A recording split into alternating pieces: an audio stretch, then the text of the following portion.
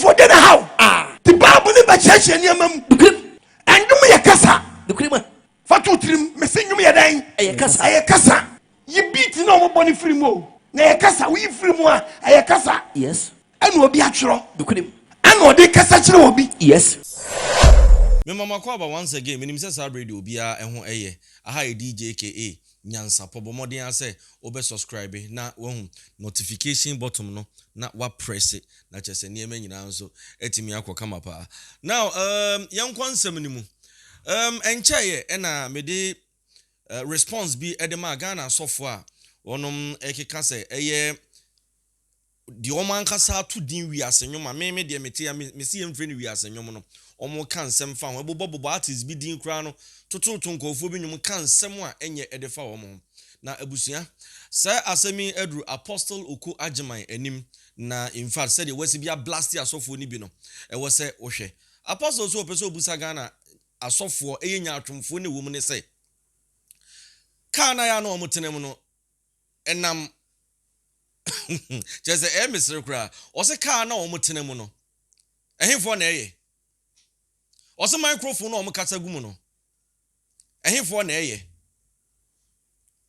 drums na oma sorry dem na yebo no ehimfo na eye try na omo hye no ehimfo na eye wiasefo na eye enu nti o say ebe ya ka Ghana asofo na omyenya atwom omkasa tie wiase niema no omunku naked ube preachia ene nenka what you say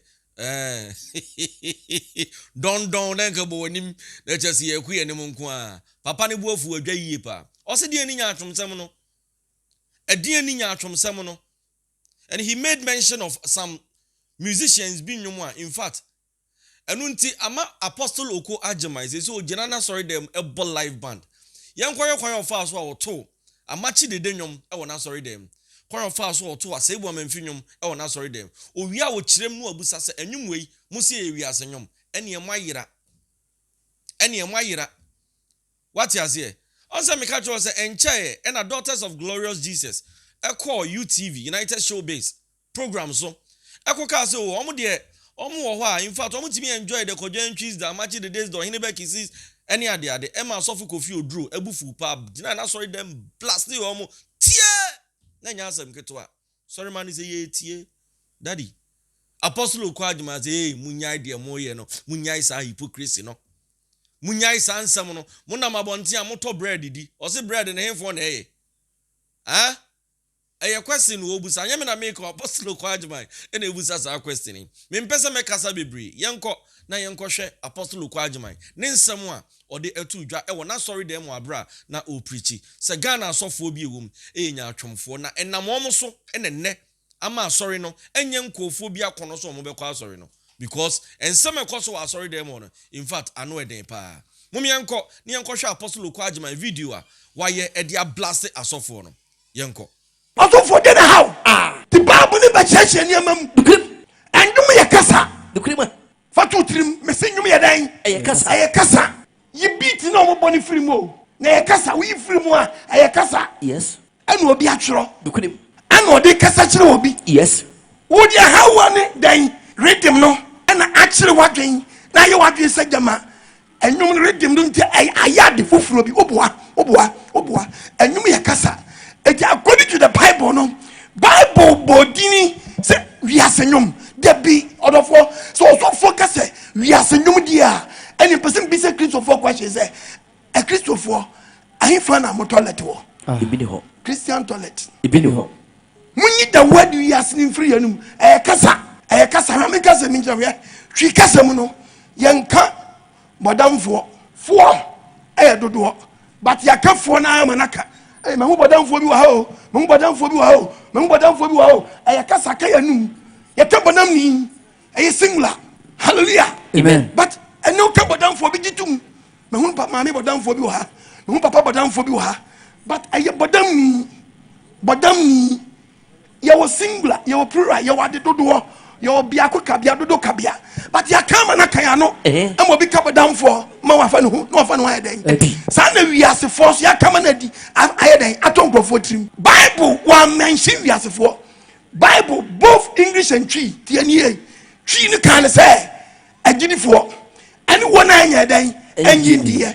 Prophets believers and unbelievers. Malachi 3:18. Malachi 3:18. And a mube sonya. Was that the Mudan Yabun Sonia? A door training. A door training. And you open your font. And you open your fontam. You are sum yankupon. You are sum yankupon. And it the on sum yankupon. And it don't sum yankupon day. And come one can say Yasini. And it you did. Yes. I can Yakanakayano. Yes. Mrs. Sophia Miotom. Yenu Yasenum. Yenu Yasenum. Why is some and Crophobia Dane Sabe. Akwasiam pafo. Yes. I didn't make us ya poor. I know be a bit much on you. The book of Esther, Opako ready, chapter 1, verse 1 to end. Esther chapter 2, verse 1 to end. Esther chapter 3, verse 1 to end. Esther chapter 4, verse 1 to end. Yansho God. And there, ye come and you more Bible board in set the menti. Young call a Christian's. Or think of what chapter 7. Chapter 7, verse 5. Verse number 5. I said, one answer for him get ye. Was you be in answer for? That's what's wrong you more. A yeah. Say so or be good dear Quasia for tum to me patch on city about you to an menti. Quasia for tum to. It in Quasianum so him. A four small wounds and you wear day. And Quasianum. And no crampon what you know. Bible cram now. Quasianum what no crano. On brow, it's 1 tia. Obedem say in Quasianum. Obetians and Washamans. Look at him. O in Quasianum Twinchen. I know my Amos. Amos chapter 6. What? Verse number 5. Verse 5. A binimu to a hujum. I must see a bimus to Debanum. A hujum. A huhunum. A huhunum. Yes. A huhunum. Yes. Oh, I ask. What to home? A tonum. Say who and my one biaba. A bin a bunny about to a woman. A bimuda so to a huhunum still. Yes. And some now can yen sampa and tunkolafo. Yes. What's a dafa? Yamia Sambi, I am some papa. No, I couldn't do what I had what I didn't who Yakotia, sorry. Yakotia, sorry. I said you are the butter, but I never papa. No, I pay we assembly assembly. I would say who some way I can sampa. Hallelujah. Amen. Mamyankana mini. Wash it down and say, Quatian Kabedi, Quatian Kabedi, Quatian Kabedi. Quatian Kabedi, way, I yes, was some. I know I can, but what do you say? I have summer yet can be no headache. Oh, can yes, my bonny bass, Munimija. That's what it can aboka. Babu mention yase, but I invite a Christopher Motrotro, Christian Trotro, Christian Taxi, Christian Uber, Christian VIP, Christian Transport, Christian Play, Christian Trade, Christian Watch, Christian Chop Bar, me patron say bini hodia and in person bizam question and na asam na mo kan mo nwam ka say na nyo bia obeto nwom a wa mo nya midi wom na che say wiase nwom. Yes, amen, amen. Muntie ni ye papa na apostle Kodma me educate mu. Yes, and obi ti asodem ote no adwama wo oda be machi o twimprem mu aden enso so okoba machi de nwom na ne pastor papa say chale dum no ya papa ma say am pastor papa na say what dem wo adwama mu aden ye ma on say amachi de nwom de yakobo na aden asen man kasa a Christopher mu ya nya atwumo a Christopher so fo ni bi ya nya atwum papa mo gumwani mu ase Mogumwani mas me say saki nchieche nsem wem yi a akada dulumba obekwa sori. Yes. Anka mu nyina be wura nsori mu anka me sinka anya bi ni se sami ni makoye rasta because ye diklom so me ye den wi asefo. Ti amasa nkofo no mapo mu. Eye simple si e be educate say no anyu be de bit ma tro nwom edi nyankopon di abam ana nya nwom nya nya bona so dem ese muti ase me be yi nwom no one by one enwom ankasa kra no ye wo de di nyankopon ye ene ye wo de ye hye nyankopon de nimonyam ene ye wo de tontom no ene ye wo enwom a ye de tu nyankopon fo ye wo woni som me go to ni one by one ko do mo som we ni mami ye nyini one by one yanko Ephesians Shababudum verse 19 Ephesians 5:19 was mo fa senku hujum mbacho yanko yamfa senkuo honyom senkuo me start yo me defia so dem eti muntie preaching ye papa na so for na mudi matam no munya hunde mo ye Gyimii na Gyimii sir woni babu mu wote babu ase mama nyame ma ye confused mu hunu mama nyame ma ye confused mu hunu me be yini one by one osiyan fa de ba nwom sanku nwom ya de nwom man sanku nwom antu nwom nyankopɔ ayɛ sanku nwom na bini adamle kuta bobi adamle kuta ne live pa no sanku nwom na ani no drums nka ho ɛyɛ sanku nwom ani tiayo ano no yɛde tuntum nyankopɔ sanku nwom yɛde tuntum nyankopɔ ani onyame kokroko beni onyame kakaka beni onyame kokroko onyame kakaka ɛne ayɛyie dwom ɛne ɛsɛ wɔdan ayɛyie dwom ayɛyie nnwom ɛno so yɛ soronko ɛno no wobɛtumi de wei drums ayɛdan aka ho ɛdeɛ ayɛ ahyɛ ne deɛ nomonyam ayɛyi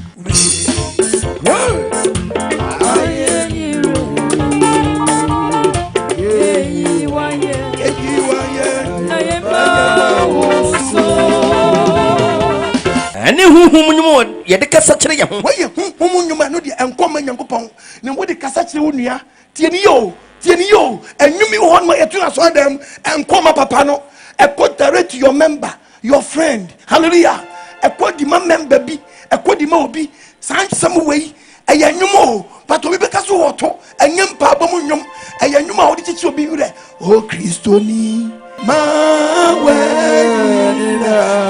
you are talking to somebody, not Almighty God. You are talking to somebody who catch the hobby. What's your one? Get a cassa say your home. When she said,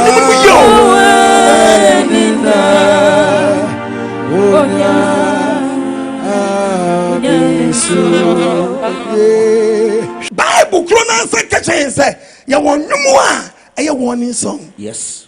I don't know on to my Yankopon. What the boat will be warning. And so you timid to us all them. Also, bad you go. And soon I bet you to a good. I want this. What you gave a sick aperture. Also, bad you go.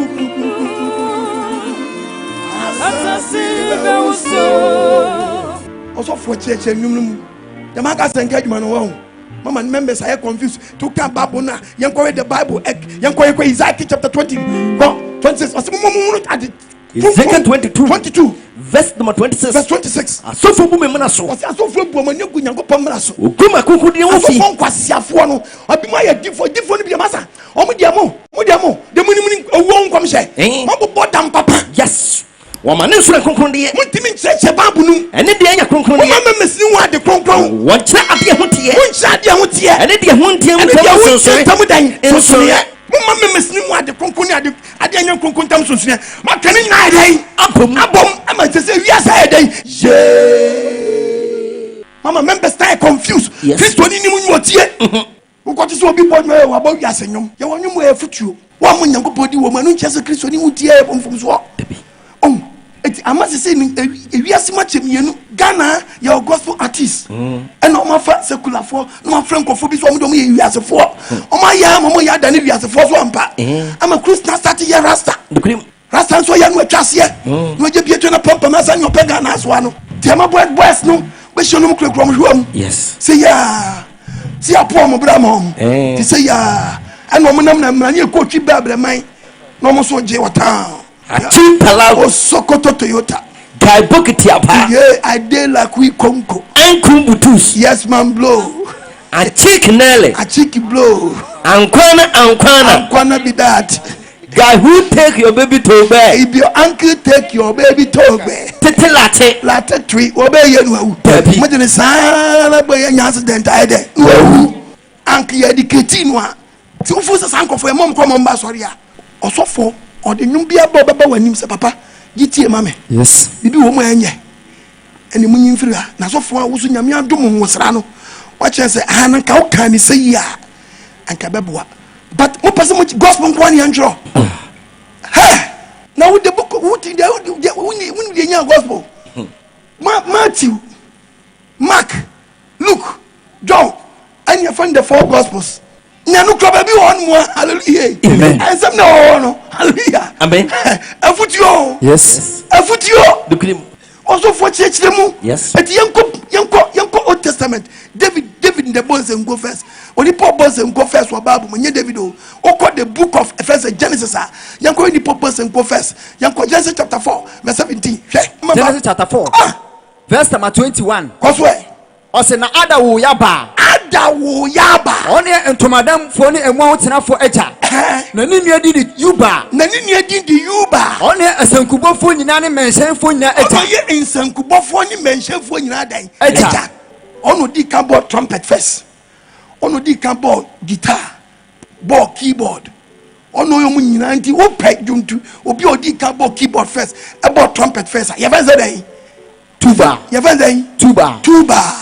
Already me akumam. Amen. Omanti asiamra. Amen. And David mu nyina be bonyum. David timi bonyum. David oyobia otimi gina David ti say me baba ku e friend we friend say oni ba sian say betime gina compose nyum sesia. Yakoba abu yakoba de.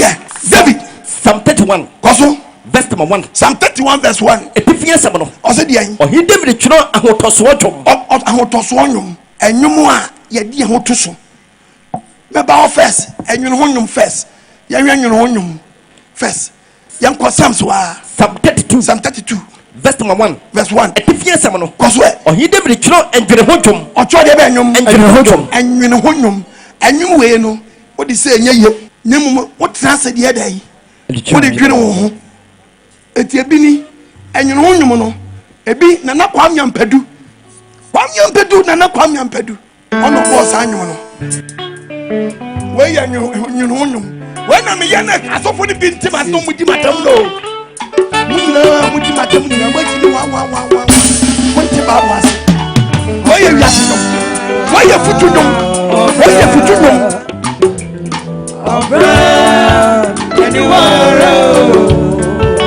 When the kids so be born we ya on for heaven. When the kids so be born we ya. When you have to go to my place. Wonti ba was. Misu ya come forward. Ryan di buga ba bu nu. Sasa mun ke bi aso da mu da. Obrano wa on ke bi da. O ko fra preach. O fa tu fo. Ana mu ya nya chu sa.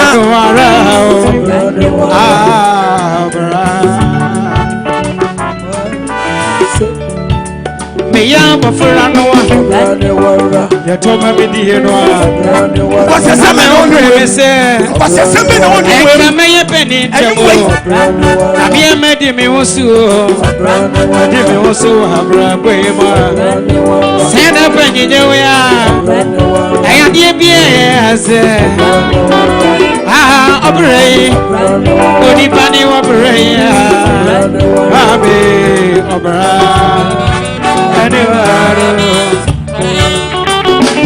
Mina me mani pe hunu nyum mu amehunu se wai wutia wonya mistake. Yes. Jaya Gyimii. Yes. Jaya Krono. Yes. Hantan. Yes. Zaza. Yes. Onu so fon ti aso dem owo yere. Owompra. Catkisti owo yere. Owompra. Why must at owo yere? Owompra. Kontro fin kokran. Omo na ri omerewa. Oba na wutie nyu. Wo bonyu wo se ye bebo wa dey. Asen. So for ti aso dem wa she bites esini petifi and why say ko. O kan babu David otwere yase nyom. Yase nyom e de mo no an captain. Ye fan Abner.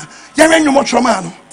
2 Samuel chapter 3 verse 33. You know by Ezekiel ko. Wasi ohini David ebe Abraham kwadwom. Otwere nyom e de fa Abraham.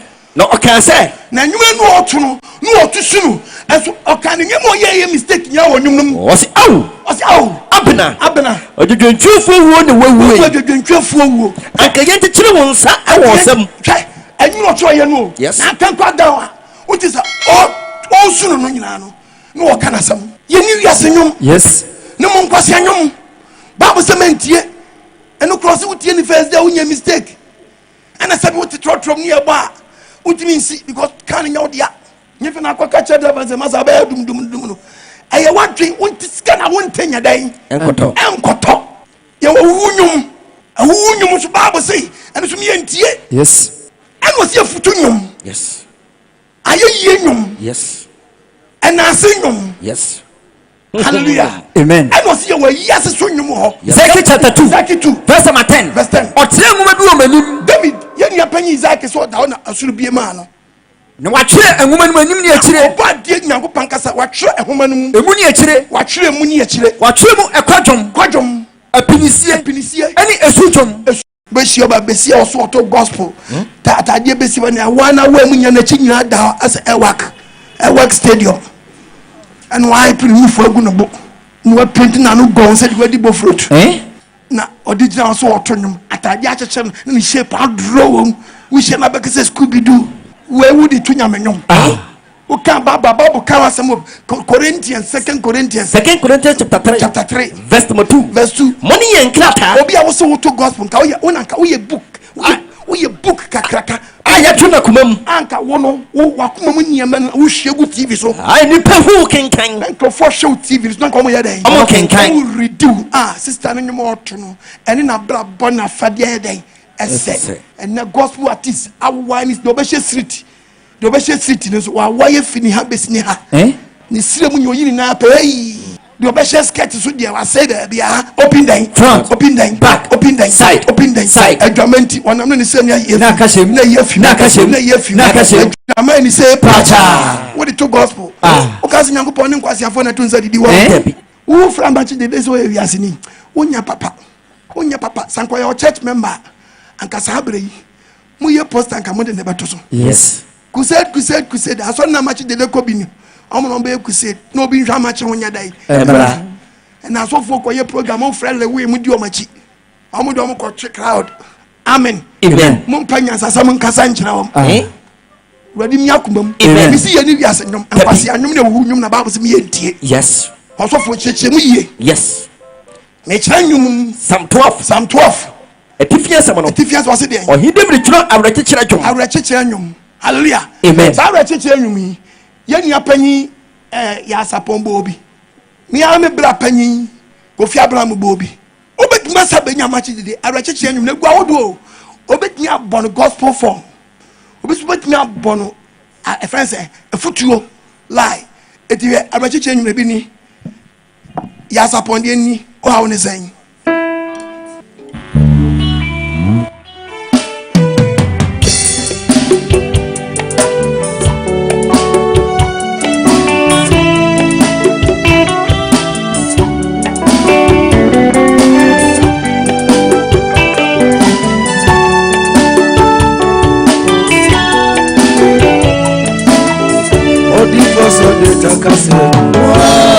Oh, the same, no same.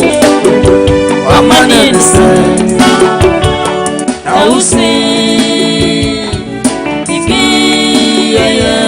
You are, you're not. I be with Sabina, coming.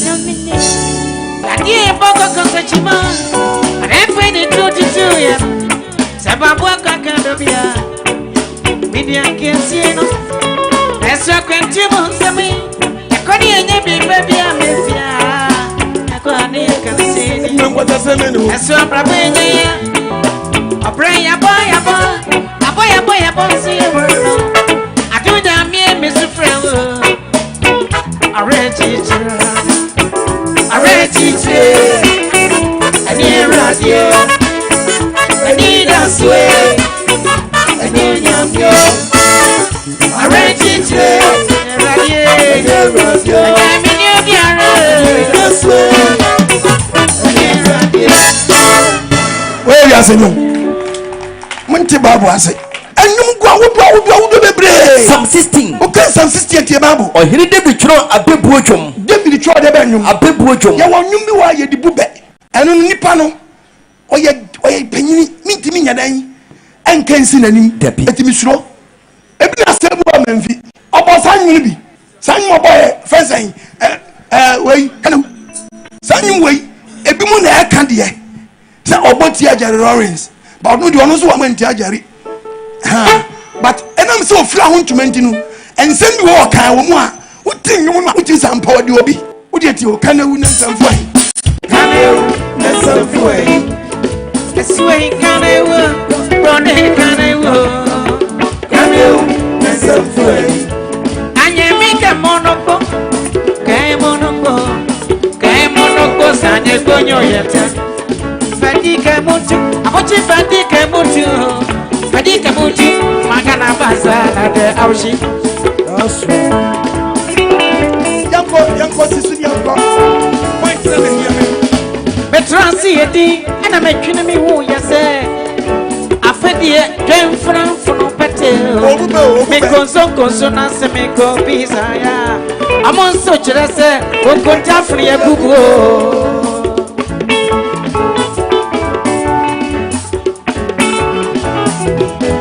Dia baby bria ede anka bria ede aproba bria ede odu bria ede obi amango bria ede amakonko akobria metibidia ya una mania sonto na so medinye kanau na samfoi mayire papa no oba kokwa me wawo mi unu kokodenti matudi broni preko mayo broni obroni amado ena obroni yesuo yenkwara bremo no se kwasi broni twemwa ha no odi eni no chisa kwasi broni chaye nkabre atu ni botomu ha wanyitaku amoji srako ene so de broni bia mesiano betima mento broni sa broni bidie